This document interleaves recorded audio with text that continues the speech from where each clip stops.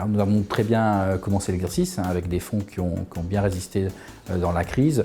Malheureusement, le rebond a été beaucoup plus fort que ce qu'on avait anticipé, puisque effectivement pour la première fois les marchés financiers se sont franchement déconnectés des réalités économiques, puisque une baisse de 4,5% du PNB mondial se traduit par une hausse quasiment de tous les marchés actions.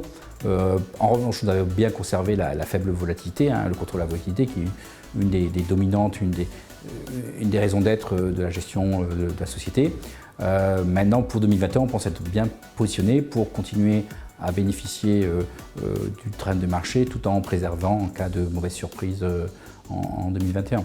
Globalement, nos fonds tiennent leurs promesses. Invest Altitude Patrimoine et Invest Altitude Équilibre battent 80% de leurs concurrents sur 3 et 5 ans, tout en affichant une volatilité nettement inférieure.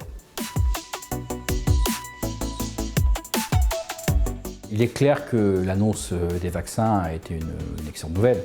Ça nous sort de ce qu'on appelait la perspective de Covid à l'infini.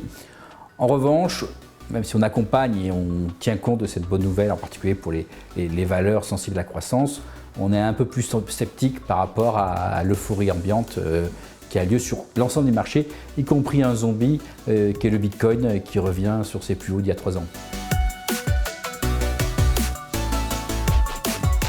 Aujourd'hui, les marchés pressent la perfection, c'est-à-dire un rebond économique fort, qui aura probablement lieu. Est-ce qu'il sera suffisant? On le verra, mais en même temps, pas suffisant pour faire remonter les taux longs.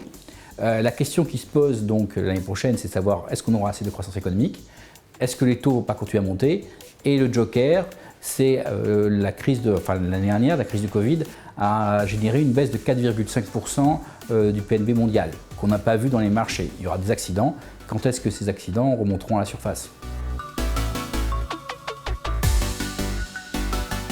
La gamme est positionnée en son ensemble sur les mêmes marchés. Donc nous avons augmenté notre exposition action sensiblement pour revenir au niveau du benchmark de 60% et 30% pour patrimoine. En revanche, nous avons acheté des actifs de diversification qui pourraient nous couvrir en cas de mauvaise surprise, essentiellement du 30 ans américain et du dollar. Malheureusement, ça ne fonctionne pas à court terme, mais on pense que c'est des choses qui pourront être utiles dans les mois qui viennent. Nous, notre approche obligataire est simple. Les obligations en intérêt, c'est la diversification.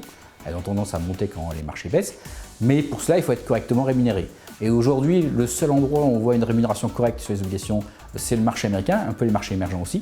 Et donc, c'est pour ça que l'essentiel de notre position obligataire est investi sur les obligations américaines. Malheureusement, depuis le mois d'août, alors que les taux européens baissaient, alors que la zone euro s'enfonce dans la déflation, les taux américains ont remonté. Ils ont plus de potentiel maintenant, mais ça a un peu pénalisé la performance jusqu'à présent.